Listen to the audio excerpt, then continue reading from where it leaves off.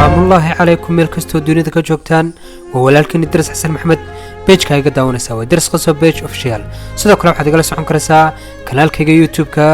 Idris Qaso channel official muuqaalka maanta waxaan ku soo qaadan doonaa gabadh iyo wiil runtii jacayl weyni dhex maray hase ahaatee ninku uuna u sheegin in uu balwad leeyahay ama wiilku taasoo ay ogaatay marka ay laba cunug isku dhaleen ma laba ubada aan muuqaaladan oo kale u soo badiyo fadlan ugu dhiirigeli oo page-kayga like saar sidoo kalena qaybta YouTube-ka subscribe saaro gambaleelkana furo si aad ula socotid muuqaaladan soo dhigo mahadsanid qisadani waxay ku bilaamaysaa sida tan waxay iskugu soo galayaan meel laga tukaamaysto oo alaabta laga iibsado sida cuntada oo kale barashadooda koowaadna waxay ka bilaamaysaa meesha tan mar kale ayaa waxay isku arkayaan meel basaska laga raaco iyada oo taagan ayuu ugu imaanayaa kaasoo odhanaya madax xasuusataa weynakii ku kulannay dukaankii alaabta laga gadanayay maalin maalimaha ka mid ah kadib waxay ku kulmeen meel kafeteriya ah oo kafayga laga cabo waxyaabo yararoo macmacaana laga cabo sida sharaabka iyo waxyaabo kalena laga cuno taasoo ay sheeko aad mug weyn dhex martay lamaanahan oo markaa dareen jiidasho iyo wanaag ku dheehan yahay ay dhex martay oo gabadhuna ay qanciyo wiilkuna ay qancisay gabadhu taasoo sheeko dheer ay dhex martay kadibna ay wada fadhiisteen ayna iswaraysteen kadib una soo bandhigtay wiilku in uu guursado guurna u soo bandhigtay uu yidhi waxa aan rabaa maadaama sheeko badan ina dhex martay oo aanu in badan isla soconnay in aan bal guur ina dhex maro muddo kadib markii ay wada socdeen taasoo gabadhu ay ka yeeshay guurka ugu soo bandhigtay inanku ay ku dhahday dhibaato ma laha oo guurku wax dhibaato ma laha ee waan isguursanaa kaasoo ka qariyey inuu balwad leeyahay iyo inuu isticmaalo waxyaabaha balwadaha taasoo gabadhu runtii uu qalbigayga jiitay iyaduna ay runtii ku kalsoonaatay ayna wada siisay niyaddeedoo dhan taasoo guur markii dambe ay ku soo gabagabowday sheekadoodu si ay u wada guur galaan ayna reer u noqdaan taasoo markii dambe guurkoogii qabsoomay sida caadiga oo waxay noqdeen lamaane isguursaday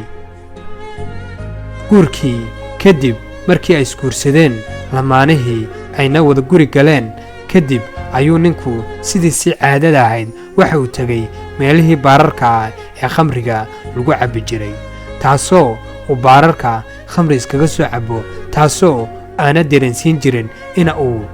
khamriga iyo wax dhibaato ah uuna wadin waayo marka uu guriga imaanayo ma aha mid uu ka muuqan jiray khamriga oo meelahaas ayuu soo mari jiray si uu khamriga iyo sakhraddu uga soo baabado waxyaabana afkiisa uu isticmaal jiray si ayna uga wad taasoo uu xaaskiisa ka qarin jiray inuu balwado isticmaalo muddadii aadka u badnayd ee labada ciyaala inta ay isku dhaleeyeen taasoo uu iska yimaado meeshan khamrigiis iyo wixiisana iska cabo oo marka uu dhammaysto tartiiba ugu bixi jiray guriga si uu xaaskiisa ula qaato nolosha caadiga ah ayna ogeyn isagoo oo wada sheekaysaneen ayna ku leedahay waad soo daahday caawa ee xaggeed ku maqnayd kaasoo ka dhaadhicinaya inuu dhallinyar saaxiibkiiya la soo maqnaa cabbaar uu xagga ku soo qaatay muddada inta ugu badnayd taasoo hal mar uu xanuun ku soo booday xanuunkaas oy la yaabtay xanuunkan ayna weligiina ku arag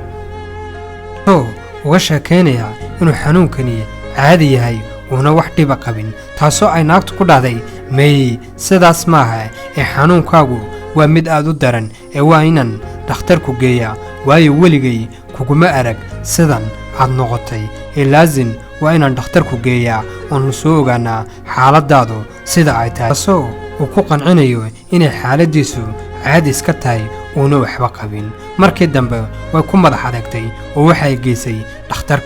dhakhtarku oo u sheegay inuu balwado badan isticmaalay taasoo uu beerka ka xanuunsan yahay xaaskiisuna runtii way la yaabtay taasoo muddo aad u badan ay wada noolaayeen una ogaanin xaaladiisa ama balwadaha uu isticmaalo horey guurka ka horna aana u sheegin dhibaatadan uu yaqaano taasoo dhakhtarku ku dhahay waa in aad joojisaa waxyaabahan daraagiska waayo beerkaagu waa mid finisha oo haddaad sii wadid aakhiritaanka dhimasho ayuu kuu sababayaa ee iska dhaaf balwadahan iyo waxan aad isticmaalaysid taasoo dhakhtarku uu mar kastaba la kulmo oo xaaladiisa marba marka ka sii dambaysa ay sii wanaagsanaanayso taasoo u sababa gabadhiisa oo dadaal ku bixisay maadaama ay 2 ciyaalo hayso ayna ogaatay inuu ninkeegu balwada isticmaalo taasoo ay ku tashatay intii ay kala tegi lahaayeen bal ay dhaqankiisa wax ka bedesho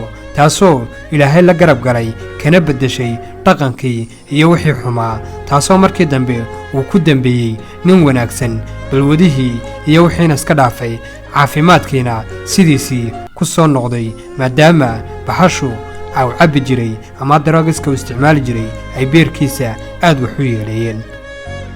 hooyadiina sida ay ninkeegii ku hanatay kana ilaalisay balwadihii iyo wixii isticmaali jiray waayo waxa jira dad badan oo balwada isticmaala laakiin waxa muhiim ah inay gabadha ama xaaskiisu ay ku dadaasho sidii ay balwadaha uga reebi lahayd ugana dhigi lahayd qof nidaamsan oo caadi ah waayo gabadh kastaaba ninkeega iyada ayaa toosin karaysa taasoo haddii ay isdhahdo maanta uu xanuunsan yahay ee ninkan daraagistaha iska fur oo nin kala guurso ayna ka helayn wax kaste oo ay u baahan tahay waayo aabbahood looma dhaamo ciyaalka laakiin waxaa ku wanaagsan intii ay iska eri lahayd inay noloshiisa wax ka bedesho muuqaalkanna intaa ayaanu ku saafmeeri doonaa muuqaalkani hadduu yahay mid dareenkaaga taabtay fadlan sheer dheh oo asxaabtaada la wadaag mahadsanid